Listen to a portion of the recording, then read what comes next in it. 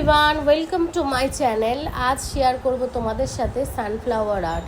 তো এখানে দেখো আমি কিভাবে সানফ্লাওয়ার করছি, একদম ডিটেলিংয়ে কিন্তু তোমাদের সাথে ভিডিওটা শেয়ার করেছি, তাই একদম স্কিপ করো না এবং ভিডিওটা দেখো। যারা 3D সানফ্লাওয়ার শিখতে চাইছো তোমরা কিন্তু এইটা দেখলে অনেকটা তোমাদের নলেজ আসবে, প্লাস তারপরে যদি তোমরা প্র্যাকটিস করো সেগুলো কিন্তু তোমাদের অবশ্যই তোমাদের হাতের করতে করতে জিনিসটা কিন্তু তোমাদের হাতেও এসে যাবে।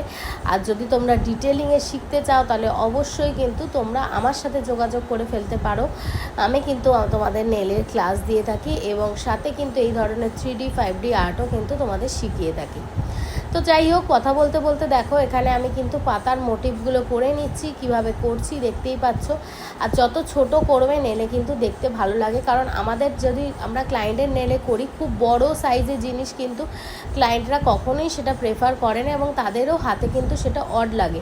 যেহেতু আমাদের ছোট জায়গার মধ্যে করতে হয়, আমরা যখন ডেমোতে কোনো নেল করি তখন কিন্তু নেলের ওপর 3D আর্ট কিন্তু আমরা অনেক বড় করে দেখাতে পারি, কিন্তু এখানে যেহেতু আমি ক্লায়েন্টের ওপর করছি তো সেই জন্য কিন্তু আমাকে এখানে মাথায় রেখে করতে হচ্ছে যে খুব বড় সাইজের কোনো কিছু করলে সেটা অড লাগবে।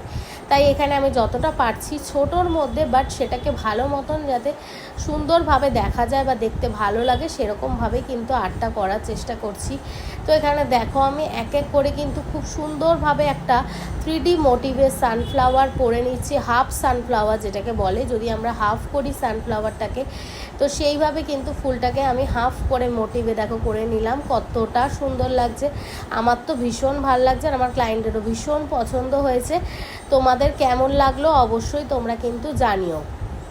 এরপরে দেখো ফুলের সাথে পাতা না থাকলে তো ভালো লাগে না, তাই জন্য আমি এখানে দেখো গ্রিন কালার দিয়ে কিন্তু আবার একটা পাতার মতন মোটিভ করে নিচ্ছি, দেখতেই পাচ্ছ। এবং যেটা দেওয়াতে আরও বেশি ফুটে উঠেছে সানফ্লাওয়ারটা। এবং এখানে আমি ওপরে একটা নিচে একটা দুটো ফ্লাওয়ার করেছি, কেমন লাগলো অবশ্যই জানি।